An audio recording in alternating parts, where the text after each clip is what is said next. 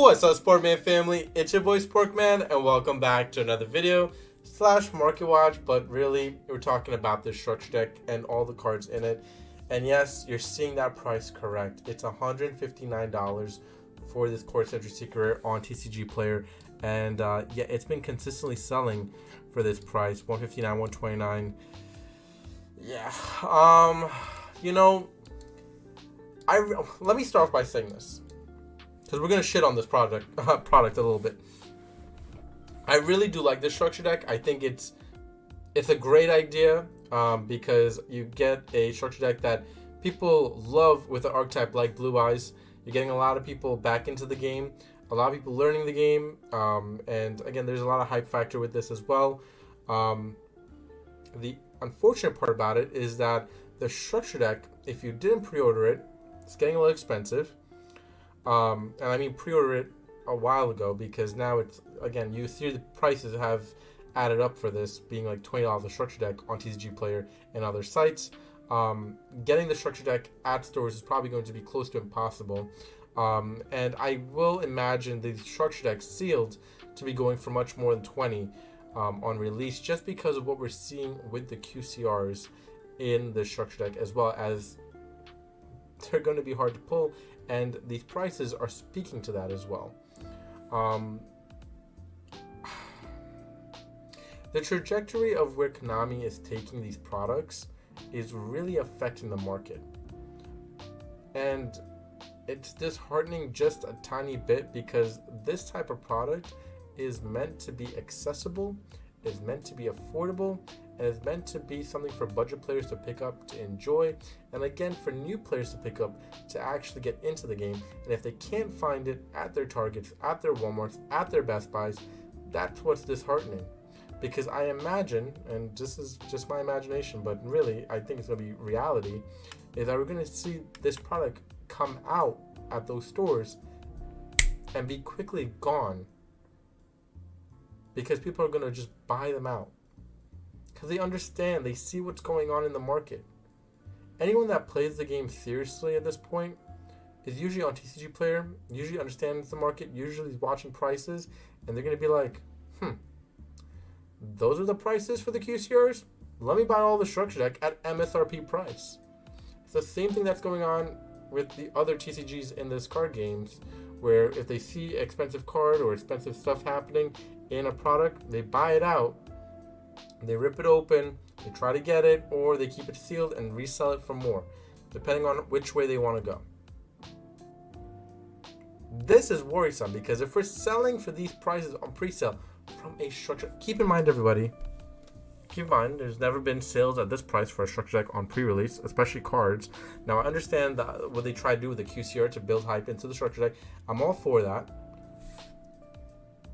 But now it's affecting the product itself that's supposed to be affordable. See, that's the problem I have. That's the problem I have. I was okay if they were to do this like in the tins and other products. Like, go for it. Go for it. Whatever. But a structure deck, something that's supposed to be accessible. That's really the key word when we talk about this type of product, this type of product line. It's not supposed to be hard to get. It's not supposed to be expensive. It's supposed to feed into budget players and feed into the players that are trying to get into the game and come back into the game, because that's what this product is supposed to do. That's why we have this Blue Eyes hype. That's why we have things going crazy right now, because players are getting excited to come back to play the game. But when these are the prices, when these are just the escalation of what we're seeing, players get disheartened to come back. You know, it's a sad thing. It's a sad thing when we see stuff like this. And this is not the only QCR, for those that are wondering. Maiden of White is also up there in price, man. It's selling for above 100 basically, right? 99, 103, 129. And then you got Wishes for Eyes of Blue. This one's not so bad, but still selling. Well, actually, it's pretty bad actually.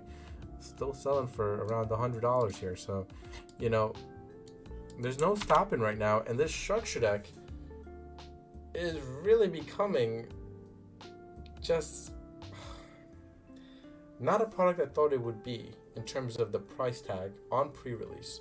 I expect the pre-sale of stuff to be more affordable, especially for something like this, and then increase over time. But this is not the case for this. This is just jumping the gun, and it's kind of insane. I know we've talked about the structure deck a lot, but I wish Konami had gone about this a little bit smarter. I wish they provided the ratio for these QCRs to be a little bit more accessible, considering the fact that I feel like they gave away QCRs so easily in the past that they could have done it more easily with this product line and made it harder in other product lines, as I've just mentioned with the tins and everything like that. So I feel like they're doing things ass backwards, and I think a lot of people can agree with that. But they knew that, considering the tins of what it was and the past few years struggling, this is the type of product you don't want to do that in. You want players to get their hands on it. You want players coming back into this game. We keep talking about it, right? We're losing players, more players than we are gaining players in the game of Yu-Gi-Oh! And you look at the numbers, yeah, there's a lot of people attending big competitive scenes, but you look at the game as a whole, and you look at all the other TCGs coming into this space, there's a lot of other TCGs that are capitalizing on the downfall of other card games that are not doing it properly or have lost their way. Yu-Gi-Oh! Is losing their way just a little bit with these types of moves. Now, I'm all for products and everything doing well. I'm a person that collects sealed stuff. Like, you could look at my collection. I collect sealed stuff all the time. I love sealed stuff. I love collecting video games and all these types of things. I love it. This is, I love collecting sealed stuff. But to an extent, especially if it's a new thing that you're supposed to get your hands on. This is not the way to do that. I always talk about a product doing well, pre-release, it doing well after the market. Those are for sets. Those are for other things. This is not that type of product. This was not supposed to be that type of product. And especially considering the fact that the support cards surrounding this set, this structure deck, right? The structure deck, I shouldn't say set, but the structure deck has really gone crazy. You look at Primite stuff, we could look at it right now real quick, right? Everybody look at this. Like, you tell me what you think about this.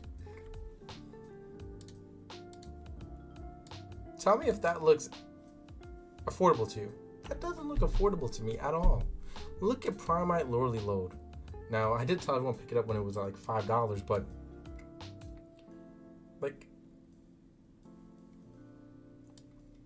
players that want to play Blue Eyes competitively, they're going to struggle. They're going to struggle to get their hands on stuff for cheap, because it's impossible. If you want to play this deck at the most competitive level, you have to spend a lot of money. And that's been the way of the game for a long time.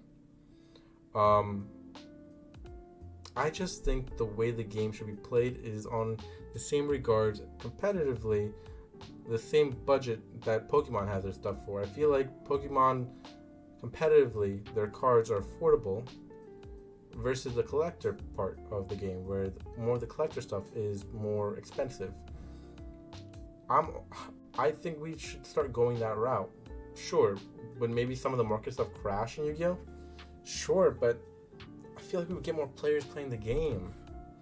And I think that's what this game is really missing, is the players. I think, we have such a good community, and for the most part, right? I just want players coming back to the game to play this game. I want players enjoying the game. I want to build our community up. I want to get even the kids back into this game, man. I was a kid at one point, 5 years old, playing this game. When I talk to a lot of students and teacher, for those that are wondering, when I talk to students, they don't know about Yu-Gi-Oh! They know about Pokemon. They know about other card games. They don't know about Yu-Gi-Oh! They're like, oh yeah, I think I've seen that around. I'm not sure. Like, they don't know about this game.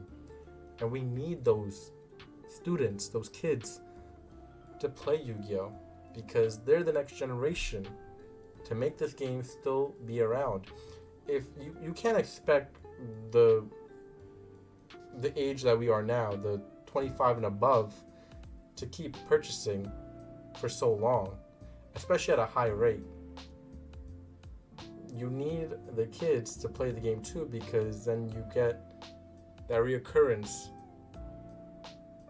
of market to build up the game, to make things less affordable too. The reason why a lot of people always talk about the OCG and TCG as well in terms of the prices, keep in mind, people like, and the OCG, there's a lot of people that play the game, so it makes the market very, very affordable versus what it is here. Not that many people play it, not that many things get pulled, not that many things get sold, not that many listings are up, so the market fluctuates at a much higher rate here than the OCG. Things get opened there like crazy, so there's things accessible much more at a higher pace than it is here. They also get better products, and we've talked about this in the past.